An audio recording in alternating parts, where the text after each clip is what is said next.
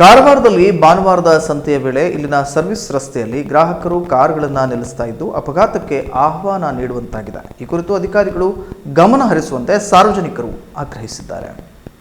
ನಗರದ ಕೋರ್ಟ್ನಿಂದ ಜಿಲ್ಲಾಧಿಕಾರಿ ಕಚೇರಿಯವರೆಗೆ ಎಂಜಿ ರಸ್ತೆಯಲ್ಲಿ ಸಂತೆಯ ಅಂಗಡಿಗಳನ್ನು ಇಡಲು ಅವಕಾಶ ನೀಡಲಾಗಿದೆ. ಆದರೂ ಸಂತೆಯ ವೇಳೆ ಇಲ್ಲಿನ ಗಾಂಧಿ ಉದ್ಯಾನದ ಹಿಂಬದಿ ಸರ್ವಿಸ್ ರಸ್ತೆಗೆ ಹೊಂದಿಕೊಂಡು ಅಂಗಡಿಗಳನ್ನು ಹಾಕಲಾಗುತ್ತಿದೆ. ಹಣ್ಣಿನ ಅಂಗಡಿಗಳನ್ನು ರಸ್ತೆಯಲ್ಲಿ ಹಾಕುವುದರಿಂದ ಗ್ರಾಹಕರು ಕೂಡ ವಾಹನಗಳನ್ನು ರಸ್ತೆಯಲ್ಲಿಯೇ ನಿಲ್ಲಿಸುತ್ತಿದ್ದಾರೆ. ಇದರಿಂದ ವಾಹನ ಸಂಚಾರಕ್ಕೆ ತಡೆ ಉಂಟಾಗುತ್ತಿದೆ. ಸರ್ವಿಸ್ ರಸ್ತೆಯಲ್ಲಿ ಕೂಡ ಕಾರುಗಳನ್ನು ಸಾಲಾಗಿ ನಿಲ್ಲಿಸಲಾಗುತ್ತಿದೆ.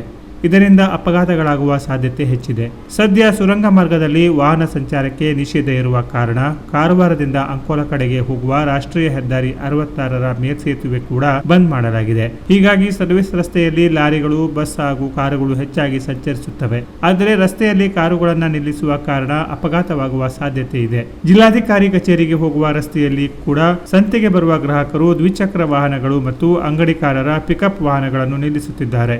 ಸದ್ಯ ಸಂಚಾರ ಪೊಲೀಸ್ ಠಾಣೆಯ ಅಧಿಕಾರಿಗಳು ಅಂಗಡಿಕಾರರಿಗೆ ಸೂಚನೆ ನೀಡಿದ್ದಾರೆ. ಆದರೆ ಇಲ್ಲಿ ಅಂಗಡಿಗಳನ್ನು ಇಡಲು ಅನುಮತಿ ನೀಡಬಾರದು ಎಂದು ಸಾರ್ವಜನಿಕರು ಆಗ್ರಹಿಸಿದ್ದಾರೆ.